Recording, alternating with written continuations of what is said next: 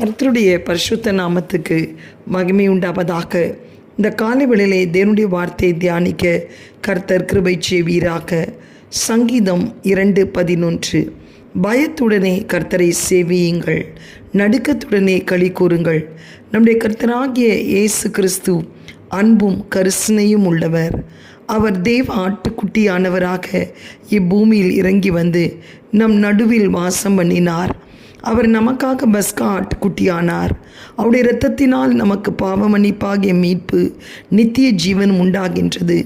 அதே வேளையில் அவருடைய பரிசுத்த இரத்தத்தினால் கழுவி சுத்திகரிக்கப்பட்ட பிள்ளைகளிடமிருந்து பரிசுத்தத்தையும் தேவபக்தியுள்ள வாழ்க்கையும் எதிர்பார்க்கிறார். அன்பான தேவ பிள்ளையே, அவர்கள் அன்பாயிருப்பதாக கூறும் ஒவ்வொருவரும் ஒருபோதும் அவரை துக்கப்படுத்தாமல் அவருடைய பார்வையில் உண்மையானவைகளையும் செம்மையானவைகளையும் செய்ய வேண்டும். கர்த்தருக்குள் வாழும் தேவ ஜனங்கள் அனைவரும் பயத்துடனே கர்த்தரை சேவிக்க வேண்டும் என்றும் நடுக்கத்துடனே அவர்கள் கலிகூற வேண்டும் என்று இன்றைய தேவ வார்த்தை உற்சாகப்படுத்துகிறது. ராஜா முதல் சாதாரண குடியானவன் வரை ஒவ்வொருவரையும் நோக்கி இந்த செய்தி செல்கிறது. தேவனுடைய பார்வையில் அனைவரும் சமம்.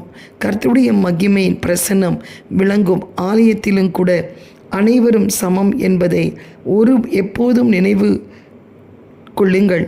அங்கு பணக்காரன், ஏழை, படித்தவன், படிக்காதவன் என்கிற எவ்வித வித்தியாசமும் ஏற்றத்தாழ்வும் காணப்படக்கூடாது. காரணம், தேவன் பட்சபாதம் உள்ளவர் அல்ல.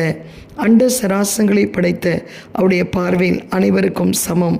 கர்த்தராகிய இயேசு கிறிஸ்துவின் விலையேற பெற்ற இரத்தம் ஒவ்வொருவருக்காகவும் சிந்தப்பட்டுள்ளது. எனவே அனைவரையும் அவர் சமமாக பார்க்கிறார். இன்று நீங்கள் அவருடைய மகளாக இருக்கிறீர்கள். எனவே பயத்துடன் நடுக்கத்துடன் கர்த்தரை ஆராதியுங்கள். அவருடைய அன்பை சாதாரணமாக எடுத்துக்கொள்ள வேண்டாம். மாறாக அவர் மேல் கொண்டுள்ள அன்பினால் அவரை சேவித்து உண்மையும் உத்தமமும் உள்ள இருதயத்தோடு அவரை பின்பற்றுங்கள். எப்பொழுதும் அவருக்குள் மகிழ்ந்து களி கூறுங்கள்.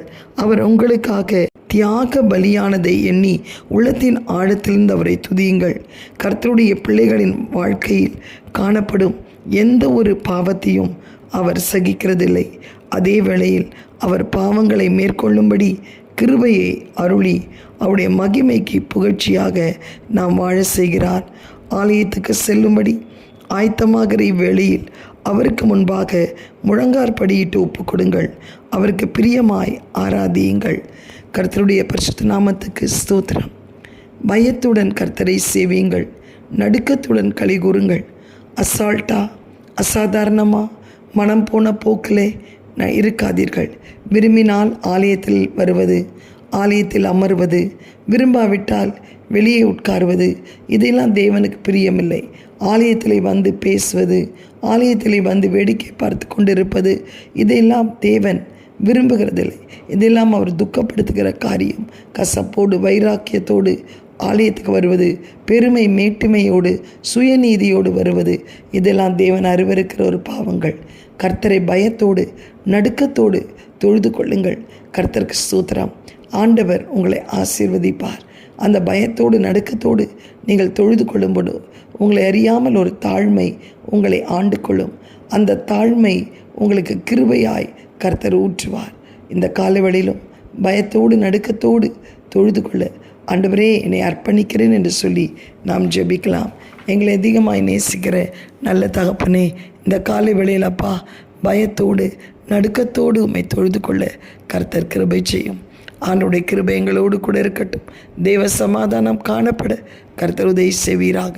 உடைய மகிமையின் பிரசனத்தினால் எங்களை மூடிக்கொள்ளும். எந்த சூழ்நிலையிலும் உம்மை முன்வைத்து போட கர்த்தர் கிருபை செய்வீராக. தேவரீர் எங்களுடைய வாழ்க்கையிலே சகலத்தை அறிந்திருக்கிறீர். நினைத்த தடைப்படாது. ஆண்டவருடைய வல்லமை கிருபை எங்களை சூழ்ந்து கொள்ளட்டும். இயேசுவின் மூலம் நல்ல பிதாவே, ஆமேன். God bless you all. Have a blessed day. Amen.